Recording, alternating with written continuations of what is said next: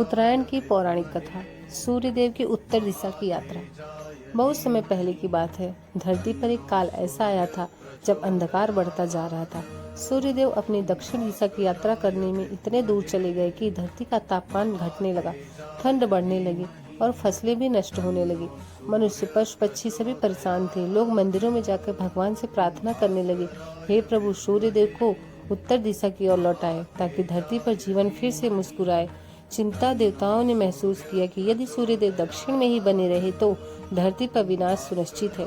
तब देवराज इंद्र और ऋषि मरुचि सूर्यदेव के पास पहुंचे और बोले, प्रभु, आप अपनी दक्षिणयान यात्रा अब समाप्त होनी चाहिए। मनुष्य और प्राणियों को आपकी किरणों की आवश्यकता है। सूर्यदेव मुस्कुराए और बोले, समय के साथ मैं निश्चित ही उत्तर दिशा की यात्रा आरंभ करूंगा। जैसे ही मकर राशि का समय आएगा मैं उत्तरायण हो जाऊंगा। सूर्यदेव का वचन अंततः वह शुभ क्षण आया जब सूर्य मकर राशि में प्रवेश किए।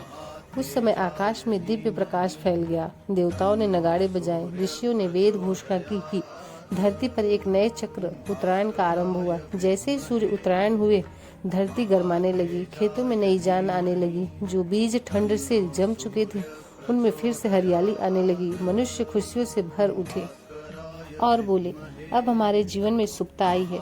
इस दिन किए दान, पुण्य, स्नान और पूजा का फल अनेक गुना बढ़ जाता है, क्योंकि सूर्यदेव ने स्वयं हमारी ओर बढ़ रहे हैं। पतंग का पर्व कैसे शुरू हुआ? गुजरात और राजस्थान में एक परंपरा थी।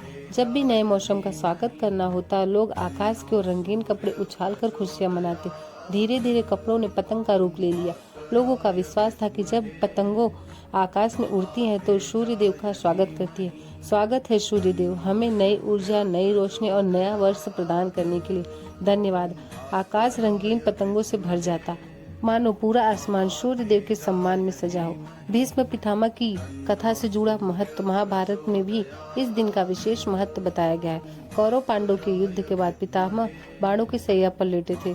उन्हें वरदान था कि वे अपनी मृत्यु का समय स्वयं चुन सकते हैं। उन्होंने भी कहा था, मैं देह त्याग करूंगा तो केवल उत्तरायण के शुभ काल में ही, क्योंकि वह ब्रह्म ज्ञान, मोक्ष और विजय का समय है।